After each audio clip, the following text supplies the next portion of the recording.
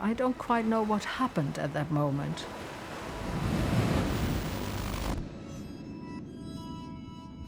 Because when I saw David, I knew that was it. The worker is hidden in the workshop. Looking back on it, how was I so certain that this was going to be my whole life, not just that I love the man?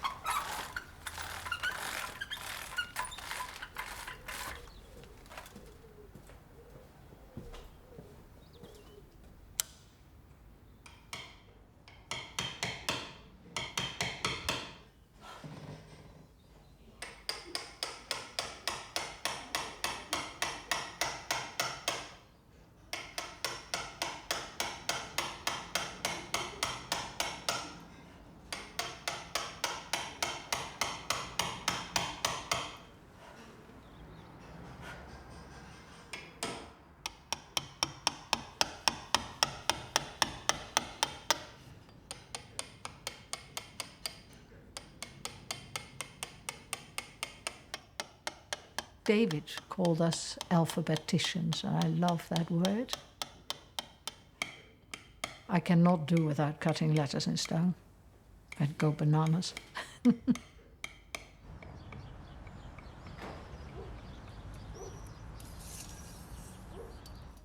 I want pointy italics. Yeah. I have strong opinions about italics. If you draw it out, you can make that happen. Yeah, okay, my problem is solved. It's not my fault. The top of the stone is wonky to the bottom. It's definitely wonky to the bottom and to the sides. I thought you told me that like an hour. I know, but I still doubted it because I just assumed the problem was with me and I was making an error, but I am not making an error. I've like triple checked now. You know, or you go clonk, clonk, clonk. Oh my God, it's chipped. Oh, it's just within the line, because we're not going bang, bang, bang, crash, crash, crash, because then we would make visible mistakes. We're always going to make mistakes. Oh, John, Fiona mentioned that you're going to be masoning the top of that stone. Which stone? This one isn't like, the curve isn't cut to the sides, so this corner is lower than this corner. That's fine, just fix it. Okay. Yeah, all right. Do you think I should get Vincent? Do you think this is the time? He's upstairs.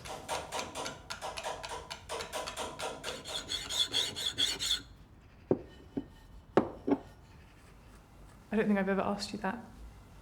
What do I remember? Yeah, what do you remember about bringing me to the workshop for the first time? You cut that owl. It was like the first thing you'd ever cut, and some guy bought it. You were just good at it, and it was simple.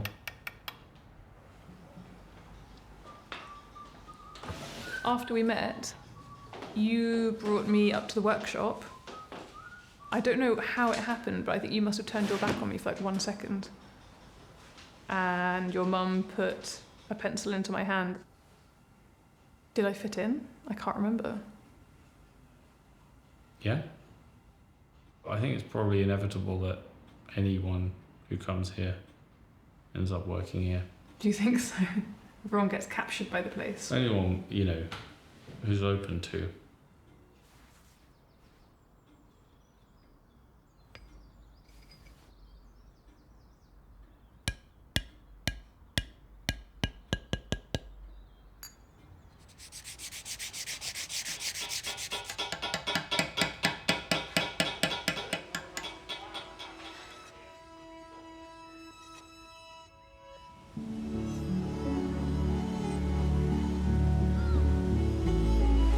We use, for small letters, a chisel just like that, and it's my job to reveal to them that the man...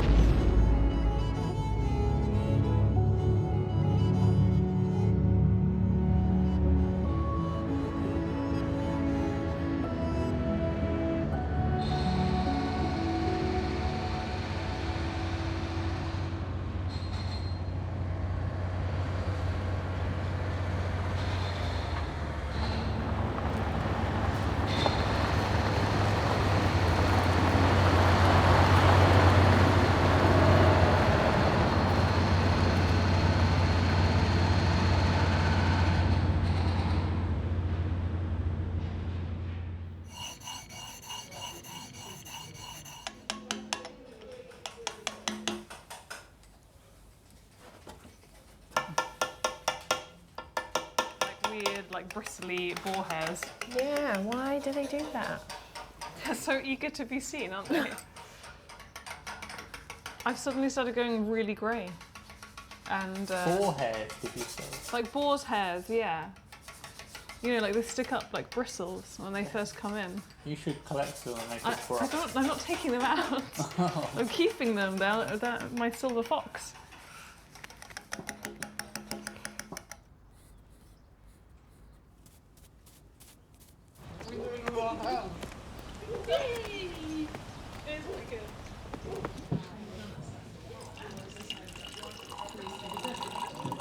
I heard that he wasn't very well, though. No, he's had Parkinson for 5 years.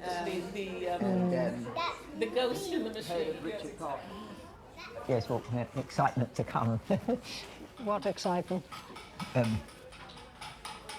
Generally fading away, which is... Yeah, well, you seem to have done rather well.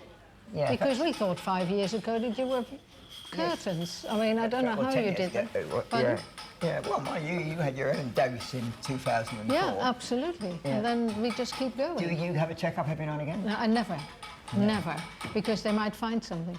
And I want to live.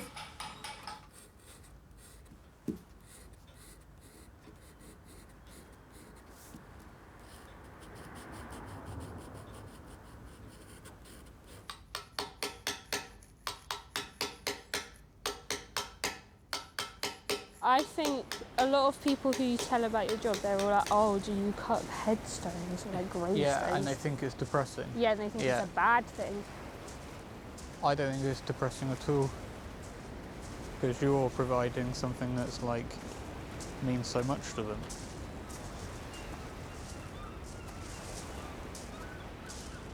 Where are all the mammoth teeth? Where are all the mammoth teeth?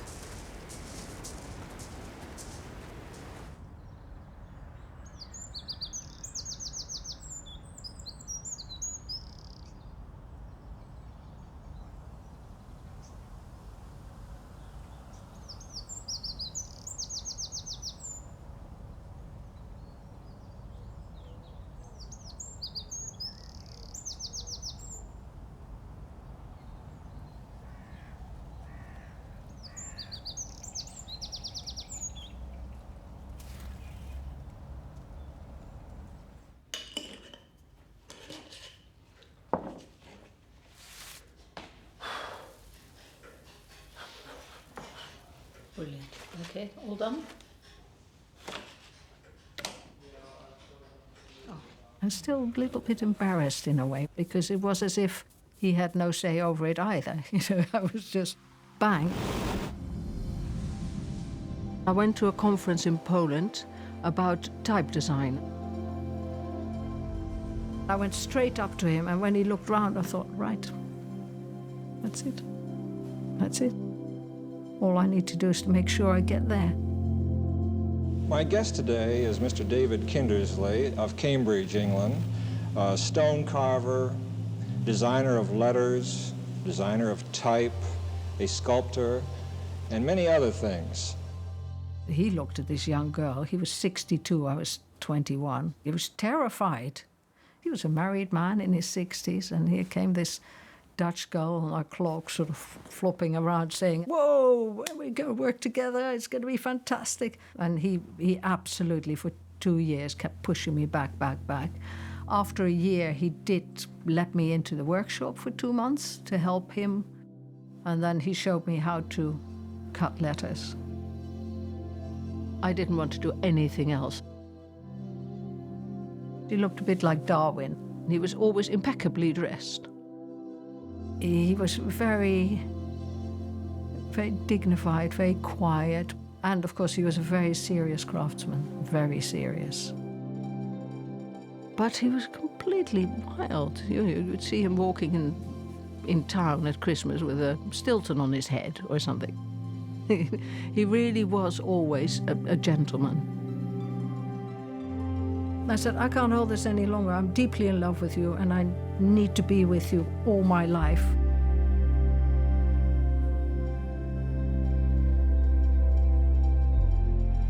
Oddly enough, everybody completely accepted it. When you see two people in love, you just accept everything.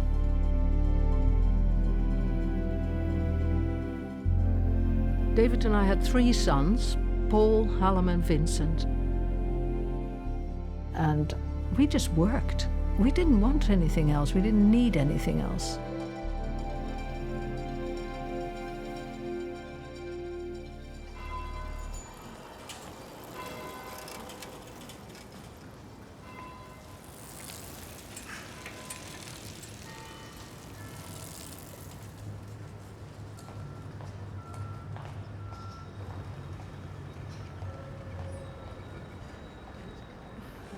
They won't be the last things, but Well, I feel like that. I can really understand that. If feel you're like feeling that. this week, I can understand that, but it won't be Just forever. feel that I'm just, as you said, you know, come on, get cutting because you need to keep your muscles going. It's just not in You here. can't lift the arms up to do it. The idea is now that everything that comes in goes through you. And if you feel it's somebody I need to talk to or something that you feel would be nice if I wrote a little card or something, I can write little cards just like that. It's not Yeah. a problem. From this moment, I'm now going to let go. It's going to be you are in charge of this. Oh, come here. Oh, and you don't feel the same. Your back's thin. Yeah? Yeah.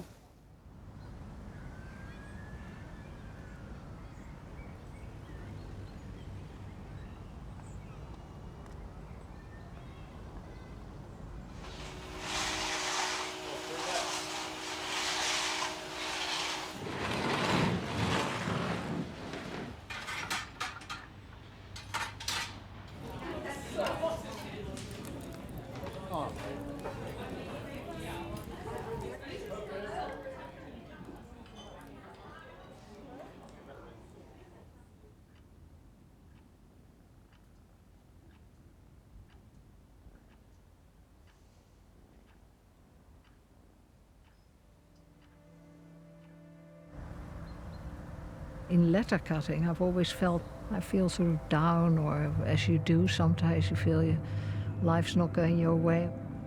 David used to say, oh, for God's sake, go and cut a letter. And he was absolutely right. Doing something that really matters, who am I, you know?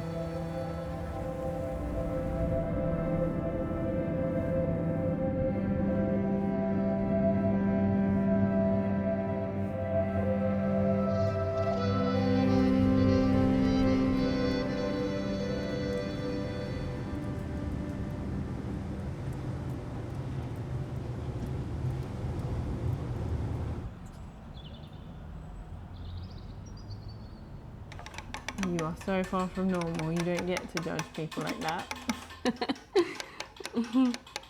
Yeah, but or maybe I'm the normal one and everyone else is weird. What about that? I don't know. We'd have to look in the dictionary, but I'm pretty sure the definition of normal is like not that.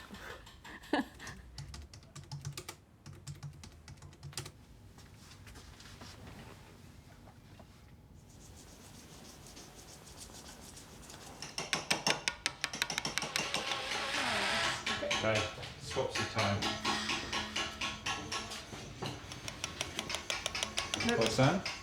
It's great. So want to do a tiny bit. Great. No, not great actually. No? Tiny bit to you. Good. Yeah? Okay. Everyone happy? Yeah, happy. How do you do that?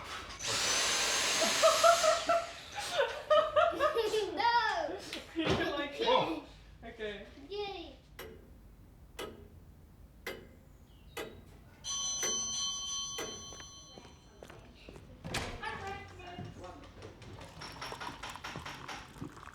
Lots of people come into the workshop and they apologise and they say, I'm so sorry it's taken me so long.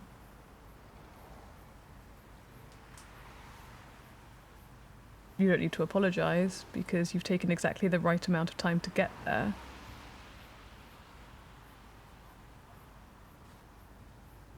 We didn't make a gravestone for our son. I had a son, Robin, who died. By having lost quite a lot in my life, I think actually it helps me connect to people and helps them to share with me.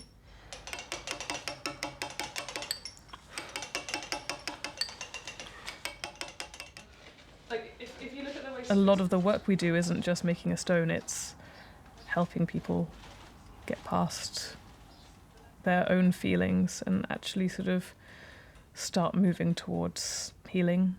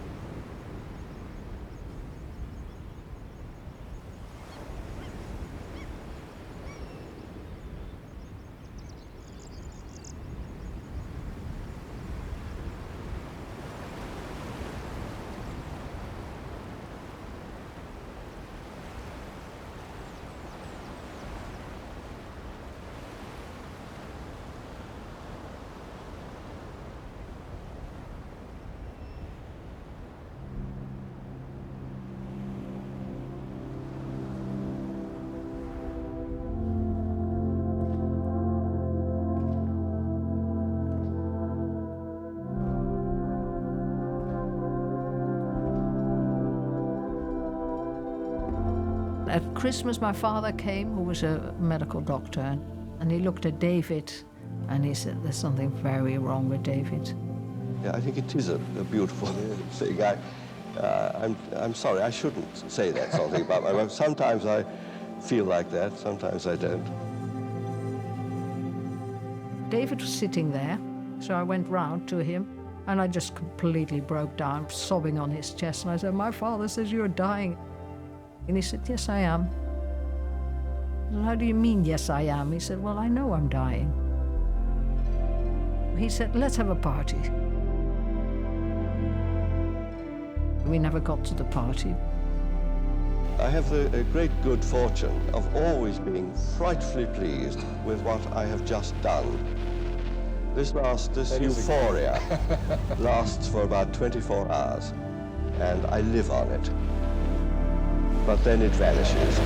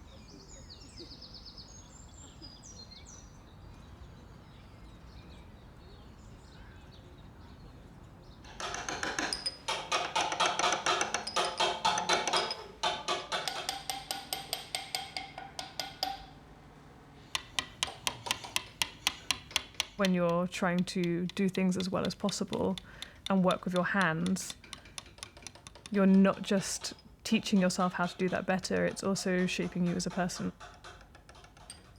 You're not taking the shortcuts, you're not making it easy for yourself. You do the work and the work does you.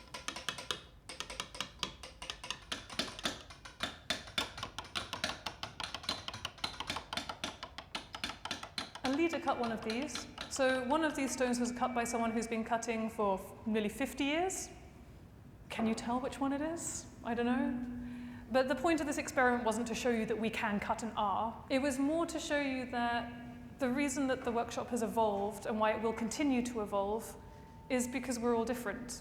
And all of our influences will change things, and that's a part of taking on something that has existed for a long time.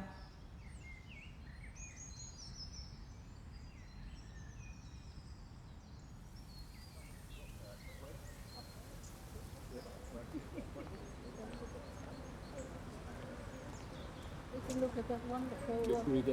Oh yeah, that's a dangerous thing.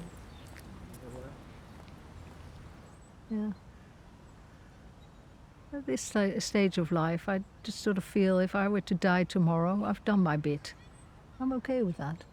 Yeah, more than okay with that. I think that would be Nice and restful. But I want to keep going for a bit longer. Yeah.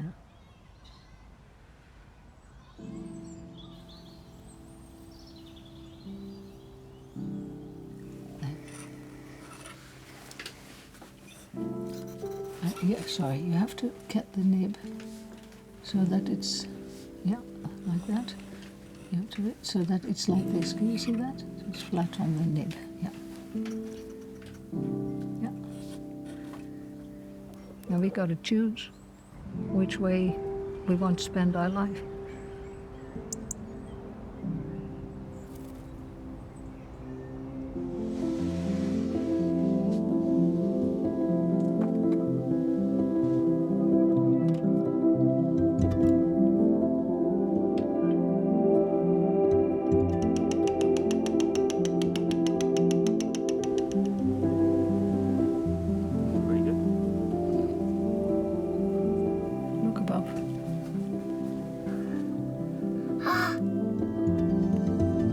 To me, this is our evolution, this creative process. Yay! It's working!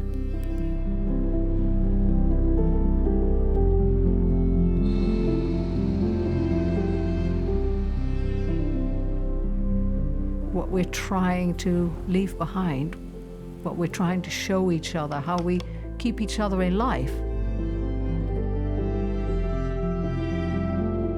There's always more to be had, and that releasing of our amazing, unending possibilities. There is something that can actually be wonderful.